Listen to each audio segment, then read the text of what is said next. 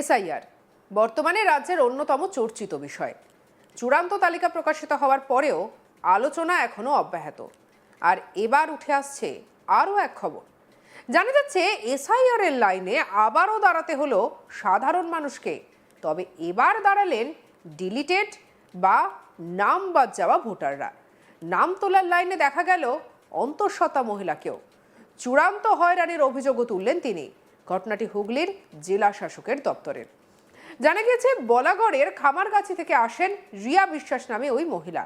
তিনি অন্তঃসত্ত্বা, আর এই সময় তাকে আসতে হলো জেলা শাসকের দপ্তরে। দীর্ঘক্ষণ তাকে লাইনে দাঁড়াতে হয় বলে অভিযোগ। একটা সময় আর দাঁড়িয়ে থাকতে না পেরে বসে পড়েন তিনি। জানা গিয়েছে রিয়ার স্বামী দেবব্রত বিশ্বাস সহ শ্বশুর শাশুড়ি বাবা মা সকলের নাম আছে চূড়ান্ত তালিকায়, শুধু তার নামটাই বাদ পড়েছে। ওই মহিলার দাবি তিনি জন্মের শংসাপত্র সহ সমস্ত তথ্য দিয়েছিলেন, তাও তার নাম বাদ গিয়েছে। তাই কষ্ট হলেও ভোটার তালিকায় নাম রাখতে লাইনে দাঁড়াতেই হয়েছে তাকে, এমনটাই জানিয়েছেন ওই মহিলা। কি বলছেন রিয়া বিশ্বাস, শুনবো। এর মধ্যেই ডেলিভারি আমার, এখন এই অবস্থাতেও আমাকে আসতে হয়েছে। কি করবো বলে আমার এসেছি, আমার নাম বাদ গেছে দেখে, তাই নাম ডিলিটেড। বাড়ির সবার নাম আছে, শুধু বাবা মায়েরও নাম আছে, হাজবেন্ড আছে, শ্বশুর শাশুড়ি সবার নামে উঠেছে, শুধু আমার নামটাই ডিলিটেড। কি কারণ কিছু ওরা কিছু একদম পাকা কথা বলতে পারছে না, কি কারণে ডিলিট হয়েছে বা কিছু কোনোটা ইস্যু তো দেখো। আমার ডকুমেন্টস যাবতীয় যা চেয়েছে আমাকে হিয়ারিং আমি সব দিয়েছি। আমার Aadhaar, voter, ration card, PAN card, আমার বাবা মারও Aadhaar, voter, ration card, PAN card সবই দিয়েছি। এমনকি আমার বার্থ সার্টিফিকেট দিয়েছি, আমার মায়ের বার্থ সার্টিফিকেটও আমি ইস্যু করেছি, কিন্তু তাও সেখানে আমাকে ডিলিট করে দিয়েছে। আমি জানি না কেন। যখন জিজ্ঞাসা করছি, আমার প্রচন্ড কষ্ট হয়েছে। এতখানি রাস্তায় ট্রেনে করে জার্নি, কাটোয়া লাইনে ট্রেন কতটা লেট পর পর জানেন আপনারা। সেখানে প্রচন্ড ট্রেনে ভিড়, প্লাস অটো বাস এদিকে করে আমাকে আসতে হয়েছে। এই শরীর নিয়েও আমায় আসতে হয়েছে। তা এরা এখন এই এসছি, এগুলো সবকিছু নিয়ে ডকুমেন্টস যাবতীয় আগেও যা জমা দিয়েছি, সেম জিনিসই আমি এখন আবার নিয়ে এসেছি। দেখা যাক এখন এরা কি বলে। এদের এখনো মত প্রকাশ হয়নি যে না আগামী মানে আবেদন জমা দিতে বলেছে, আবেদন আমি জমা দিচ্ছি। এখনো জানি না যে আগামী ভোটে আমি ভোট দিতে পারবো কিনা, আমি আদৌ নাগরিকতা পাবো কিনা। ফর্ম 6 আমি ফিল আপ করে আমি জমাও করেছি, ওটা আমাদের ভিডিও করেছি। আর এখানে আবেদন যেটা আছে, আবেদনের ফর্মটা সেটাই আমি জমা করতে এসেছি। বলাগড়েরই বাসিন্দা বছর 63 বছরের রমেশ পারামানিক বলছেন, দুবার শুনানি হয়েছিল। 18 বছর বয়স থেকে ভোট দিচ্ছি, এসআইআর তালিকায় নাম বাদ চলে গিয়েছে, এখন আবার এসেছি যাতে ভোটটা অন্তত দিতে পারি। কি বলছেন রমেশ পারামানিক, শুনবো। ওই আমার নাম নেই, আউট করে দিয়েছে, না একদম আউট করে দিয়েছে। আমি আমার বয়স হচ্ছে 63 বছর, আর আমি ভোট দিচ্ছি 18 বছর থেকে ভোট দিচ্ছি। তার সব ডকুমেন্ট সবই আছে। দুবার করে হিয়ারিং এ ডেকেছে, আমি গেছি, দিয়ে আমি জমা দিয়েছি, তার সাথে আউট করে দিয়েছে আমার।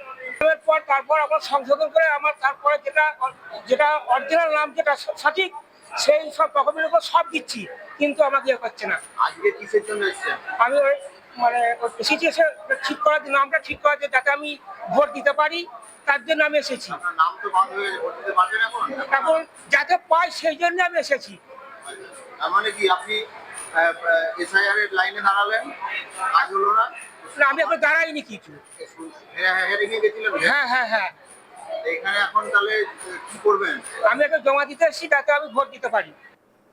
এসআইআর এর চূড়ান্ত তালিকায় নাম বাদ যাওয়া আরও অনেককেই লাইনে দাঁড়াতে দেখা গিয়েছে। প্রায় প্রত্যেকেরই চোখে মুখে উৎকণ্ঠা এবং একটা ভয়ের ছাপ দেখা যাচ্ছে। কি বলছেন পূর্ণিমা কর্মকার দাস, শুনবো। কি কারণে বাদ হয়েছে জানি না, তবে যেগুলো যেগুলো ডকুমেন্টস বলেছিল আমরা মোটামুট সব দিয়েছি। তারপরেও হয়েছে কেন, কিসের জন্য সেটা বলতে পারছি না। হ্যাঁ, মায়ের নাম আছে, বাবার নাম আছে। হ্যাঁ দিয়েছি। না না না না, বিয়েলে কিছু বলেনি। কেন ওঠেনি কিসের জন্য, প্রচন্ড ঝামেলা আমাদের কি ভোগান হচ্ছে আমাদের। আমি আমি মোট কথা বিয়ের আগে থেকে, আমার 2012 সালে বিয়ে হয়েছে, তার আগে থেকে আমি ভোট দিই। হ্যাঁ, 2012 সালের পর যত ভোট হয়েছে আমি জিরাটাই দিয়েছি। হ্যাঁ, শ্বশুর বাড়ির আছে, বাপের বাড়িরও আছে, শুধু আমারটা নেই। হ্যাঁ হ্যাঁ, বাপের বাড়িতে দাদা, ভাই, মা তাদের নাম আছে, শ্বশুর বাড়িতে আমার হাজবেন্ড শাশুড়ি মার নাম আছে, আমারটা নেই। কি বলছেন সাথী দাস, শুনবো। আমার 2002 এর লিস্ট নেই, ভোটার মানে ওনারা ভোট দেননি। এবার তার জন্য দাদু দিদার সব প্রমাণপত্র নিয়ে এসে জমা দিলাম, তাও ডিলিট করে দিল। তো আমি বুঝতে পারলাম না যে কেন করে দিল, এইটুকুনি জানি।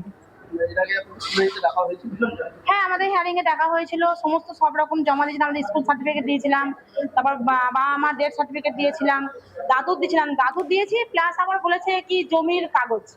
আবার তার বাবার নাম, অত তো বাবার নাম, তার বাবার নাম তো অত তো মনে নেই। আর ওনাদের কাছে কাগজও নেই, এইটুকু। মামার বাড়ি আজকে যা যা চেয়েছিল সব ফর্মগুলো জমা দিলাম, আবার মামার বাড়ি কাগজ নিয়ে এসে আবার দিলাম। সেদিন দেওয়া হয়নি, আজকে দিলাম।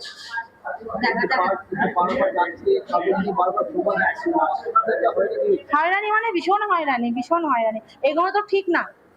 আজকে আমাদের দেশে জন্ম, আমাদের চন্দননগরে আমাদের রাজ্যে জন্ম, প্লাস আমাদেরকে ভুগতে হচ্ছে, এগুলো তো ঠিক না। যাদের আসল পারফেক্ট, যাদের কোনো কিছু নেই, তাদের মনে করি ধরাটা আমার মনে হয় খুব বেটার মনে করি।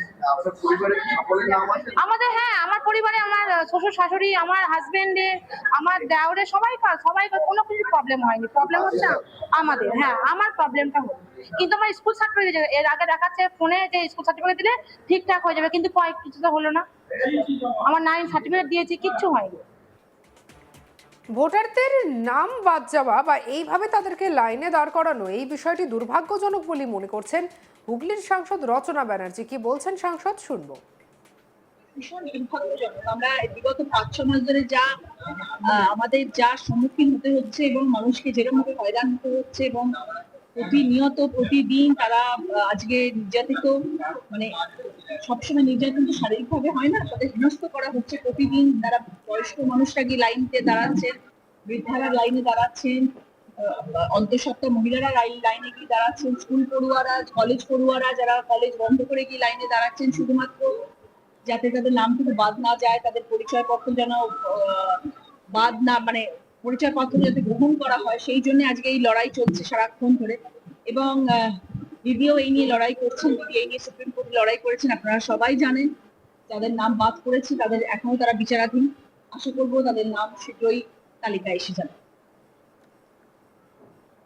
বর্তমানে এই এসআইআর নিয়ে দীর্ঘ টালবাহানা চলছে, দীর্ঘ আলোচনা চলছে, চর্চা চলছে। বারবার অভিযোগ আসছে যে চূড়ান্ত তালিকায় প্রচুর মানুষের নাম রয়েছে আন্ডার অ্যাডজুডিকশন, আর অন্যদিকে ডিলিটেড এই তালিকায় যাদের নাম রয়েছে তারাও বেশ খানিকটা অস্বস্তিতে পড়েছে। কারণ ওই ডিলিটেড তালিকায় রয়ে গেছে এমন অনেক মানুষজন যারা আদতে এই দেশেরই নাগরিক এবং তারা জীবিত। তাদের নাম কি করে ডিলিট হলো তা নিয়ে একাধিক প্রশ্ন উঠেছে। আপনার মতামত অবশ্যই আপনি জানাতে পারেন কমেন্ট সেকশনে। অন্যান্য খবরের জন্য সাবস্ক্রাইব করতে ভুলবেন না।